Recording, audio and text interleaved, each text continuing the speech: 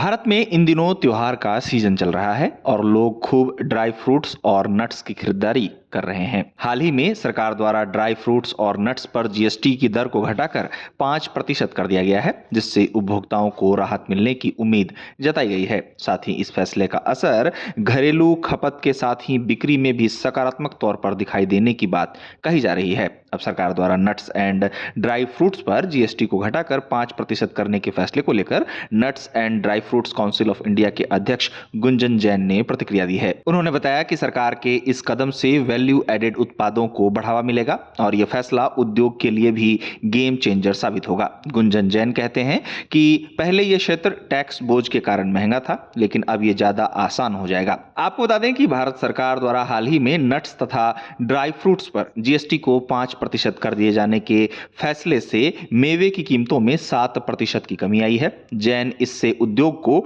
बड़ा लाभ होने की बात कहते हैं। उन्होंने बताया कि लगातार सरकार से यह बात कही जा रही थी कि मेवे कोई लग्जरी नहीं बल्कि स्वास्थ्यवर्धक और पोषण देने वाला भोजन है। जैन ने बताया कि सरकार के इस फैसले से मध्यम वर्ग और नए उपभोक्ताओं तक इनकी पहुंच आसान होगी। अब सरकार के इस फैसले के बाद उम्मीद जताई जा रही है कि ड्राई फ्रूट्स और नट्स की बिक्री में इस त्योहारी सीजन में 10% तक की बढ़ोतरी हो सकती है। इसके पीछे का कारण कीमतों का कम होना बताया गया है। अब सरकार के इस फैसले को लेकर कहा जा रहा है कि यह फैसला स्वागत योग्य इसलिए भी है क्योंकि वैश्विक बाजार में मेवा की कीमतों में इस समय बढ़ोतरी देखने को मिल रही है, लेकिन भारत में अब इस फैसले से भारतीय बाजारों में अस्थिरता और निर्यात में बढ़ोतरी के संकेत हैं। गौरतलब है कि भारत में त्योहारी सीजन में जमकर ड्राई फ्रूट्स की खरीदारी लोगों द्वारा की जाती है। खासकर जैसा कि दीपावली का पर्व नजदीक है तो ड्राई फ्रूट्स तथा मेवे की बढ़ोतरी देखने को मिलती है। शहरों में लोग अक्सर एक दूसरे को दीपावली में ड्राई फ्रूट्स गिफ्ट करते हैं। उम्मीद की जा रही है